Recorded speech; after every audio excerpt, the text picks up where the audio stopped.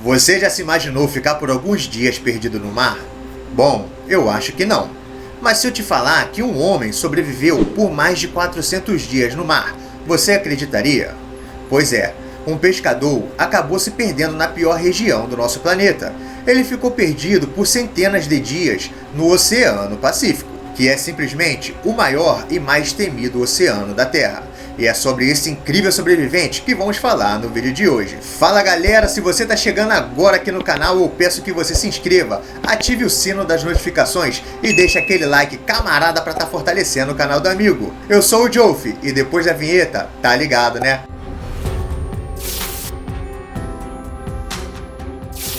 Apesar do nosso planeta ser chamado de Terra, a maior parte dela é composta pelos oceanos. E o Oceano Pacífico é o maior oceano da Terra, situado entre a América Leste, a Ásia e a Austrália a oeste e a Antártida ao sul. Com 180 milhões de quilômetros de área superficial, o Pacífico cobre quase um terço da superfície do planeta e corresponde a quase a metade da superfície do volume dos oceanos. Bom, com base a essas informações, já podemos ter a ideia do quão grande ele é. E se uma pessoa se perdesse no meio dele, seria quase que impossível conseguir sobreviver a tempo de chegar à terra firme. E por mais incrível que isso possa parecer, o homem protagonista da história de hoje conseguiu. José Salvador Alvarenga era um pescador experiente de El Salvador. Ele cresceu em uma pequena comunidade de pescadores chamada Garita Palmeira, localizada na costa do Pacífico em El Salvador. Desde muito jovem, Alvarenga começou a trabalhar como pescador para ajudar a sustentar a sua família. Ele trabalhou em vários barcos de pescas ao longo dos anos, muitas vezes viajando longas distâncias em busca de peixes. Alvarenga também foi casado e teve um filho, mas acabou se separando de sua esposa. Após a separação, ele se mudou para o México, lugar onde acabou embarcando em uma fatídica viagem. Sua terrível jornada de pavor começou em novembro de 2012. José e seu colega de trabalho chamado Ezequiel Córdoba saíram da Costa Azul, um vilarejo cheio de pescadores na costa do estado de Chiapas, no México. Eles estavam partindo para um turno de pesca em alto mar, que tinha a estimativa de durar cerca de 30 horas. Mas as coisas aconteceram muito diferente do planejado. O barco que eles usaram para navegar era pequeno. Tinha apenas 7 metros de comprimento, e nele tinha um motor de popa e um refrigerador para guardarem os peixes. Eles foram surpreendidos por uma terrível tempestade que durou 5 longos dias. A chuva e os ventos fortes fizeram com que o motor parasse de funcionar direito.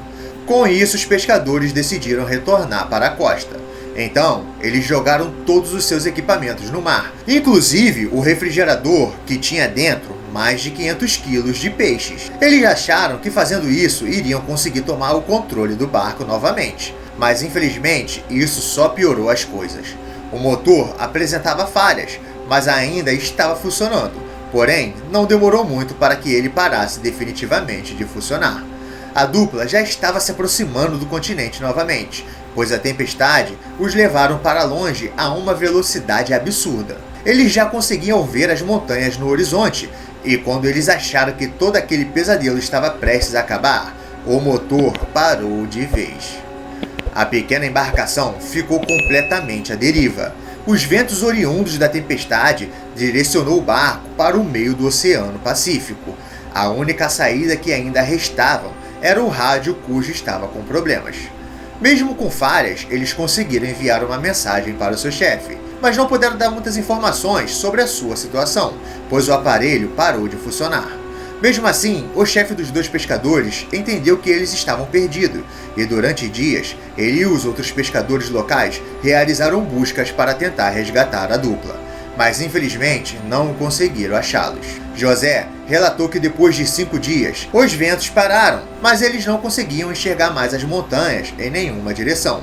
Seu barco era pequeno, então os dois logo se ligaram que de onde eles estavam seria quase impossível que uma aeronave conseguisse vê-los. Eles estavam sem nada para comer, sem nada para beber e sem direção. Estavam de mãos atadas, então eles tiveram que se virar com o que parecia em sua frente. Eles só conseguiam comer se caçassem, então todos os peixes e aves que chegavam muito perto deles eram pegos. José e Ezequiel comiam suas caças cruas. Era isso, ou eles morreriam de fome. Por sorte, eles encontraram garrafas de água boiando na água e usaram elas para pegar água da chuva e beber.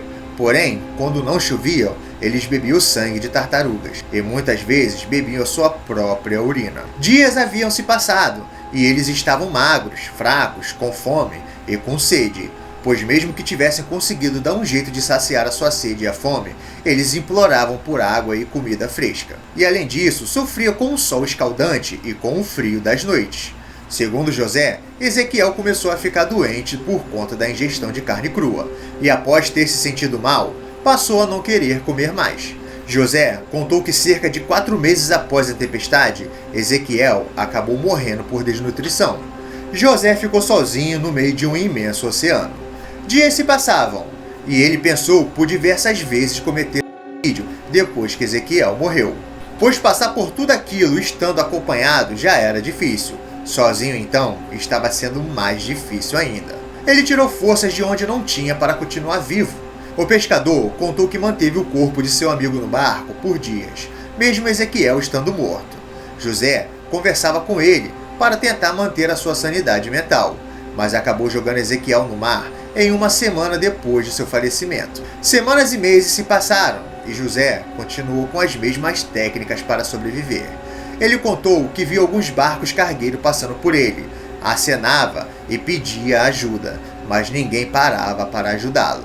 Esse relato de José sobre ter visto barcos cargueiros fizeram muitas pessoas achar que ele teve alucinações.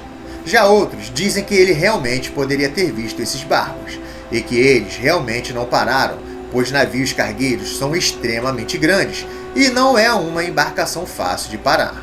Por isso, eles devem realmente ter ignorado. Após 438 dias, José teve suas esperanças de sobreviver renovadas. Ele avistou terra firme. José chegou em uma ilha e pensava que era uma ilha deserta. Sem pensar 2 vezes, ele abandonou seu barco e foi explorar a ilha em busca de suplementos. José se surpreendeu, pois encontrou uma casa habitada, e foi lá que ele finalmente conseguiu ajuda. Ele desembarcou nas Ilhas Marshall, localizada na região da Micronésia. De acordo com especialistas, José percorreu entre 8.900 a 10.800 quilômetros. Só para você ter uma noção, a distância entre São Paulo e Londres em uma linha reta é de 9.400 quilômetros. Ele ficou 11 dias internado na ilha com problemas de pressão baixa e dores no tornozelo. Logo, José foi autorizado a retornar para a terra natal. Quando já estava em El Salvador, ele acabou desenvolvendo anemia, passou a ter problemas para dormir e hidrofobia. Desde que ele havia se mudado para o México, ele não via seus pais, e depois que voltou para El Salvador, os reencontrou. Muitos especialistas questionam a história de José, pois segundo eles, sua saúde não havia sido afetada, e com tudo que ele passou, teria que ter sofrido alguns danos. Porém, as condições de saúde de José era relativamente boa depois do naufrágio. Porém, nenhuma investigação encontrou evidências de que o pescador estava mentindo. Oceanófagos, médicos e especialistas em sobrevivência reforçaram a história do pescador. Dado isso, ele é o único ser humano sobrevivente registrado a ficar 438 dias no mar. José teve que passar um teste de polígrafo para dar mais credibilidade à sua história. No ano de 2015, sua história se tornou um livro, escrito por um jornalista chamado Jonathan Franklin. O livro foi nomeado como 438 dias, uma história extraordinária de sobrevivência no mar. E lá foi escrito detalhadamente tudo o que José vivenciou.